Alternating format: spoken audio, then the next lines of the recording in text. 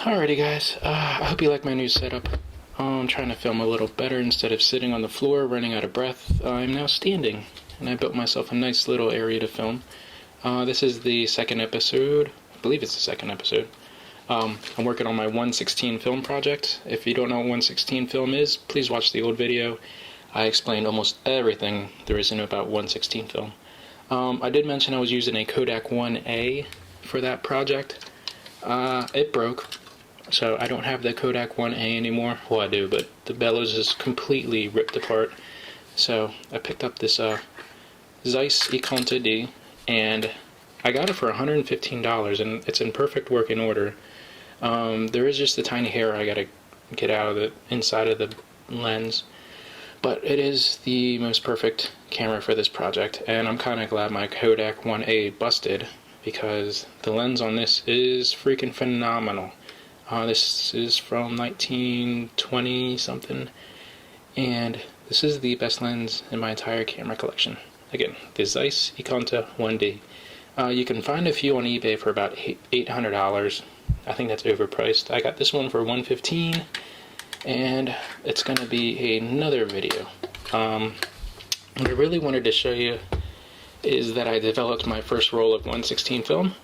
Bam. This is actual 1/16 film. I got archival sleeves from printfile.com. Sorry, my voice is a little scratchy. It is allergy season. And this is what one frame of 1/16 film looks like. This is just a shot of my downtown city of Wilmington, Delaware. So this is what one negative looks like. There is no other sizes of 1/16. This is how big it is. Well, to give you a comparison, this is a shot from my FPP debonair. If I get, there you go. This is this is a 120 film from the FPP debonair. I did an unboxing video of that, and I was pretty excited when all the images came out pretty well on that camera. So 1/16 film is comparable to 120 film in that they're slightly the same height. This is a 58 millimeters tall, and by tall I mean this tall. And here's the 120, which is 56 millimeters tall. So this is slightly taller, and you can also tell how wide it is. Look how big the negative is compared to, this is a 645 format in 120, so this is the smallest you can get in 120. But yeah, comparing that to that, and when you scan this little guy, it still turns out very well. It's still superior to 35 millimeter film. But look at the size difference on these two films. 645 film, let's talk about this one real quick, since most people are familiar with 120. 645 is short for 6 by 4.5, and the dimensions on this film is 56 millimeters by, so you got 56 millimeters by 41.5 going this way. So that's 645 format. Most people are familiar with this film format and 6x6, which is 120's square shooter, so where you can get a square shot. That's my favorite format to shoot in 120. I love square shooters. And going back to this guy, the dimensions on this is 2.5 inches. Oh no, 2.25 inches by 4 3/4. Yeah, this thing is so big they had to use inches. So it is roughly about 58 millimeters by 121.5 millimeters going that way. So 58 by 121 millimeters. That is huge.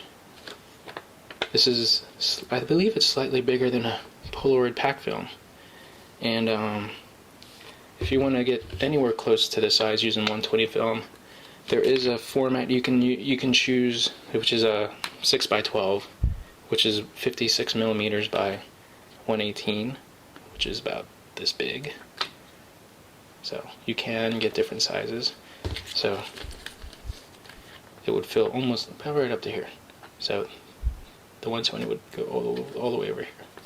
But still, this is still bigger. The negative comes out very well. This film is actually from 1948.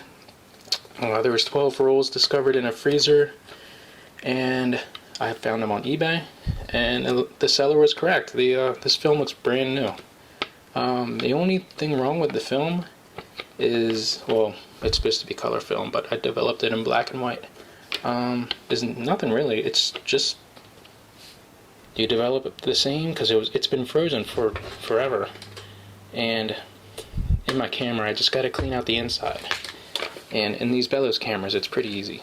Let's see if I can open it up real quick. That's how you clean the inside lens. You think it would be hard to get to, but once you close it, you can get to the inside pretty easily.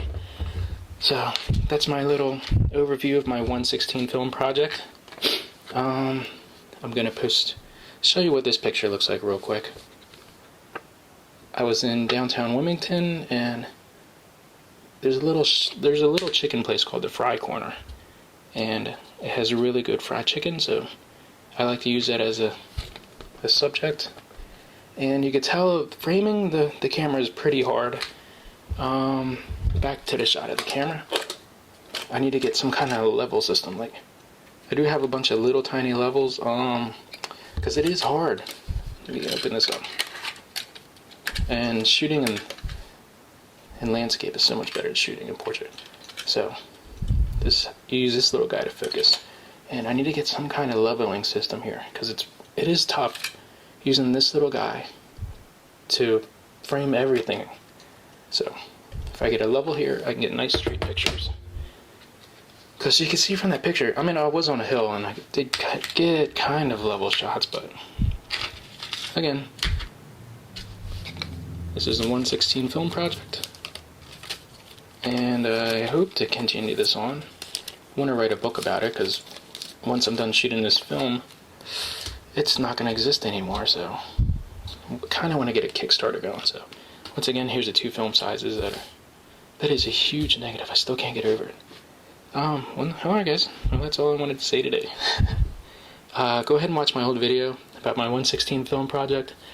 You can spool in 120 film in these types of cameras, or you can re-spool 1/16 spools, like use the old backing paper.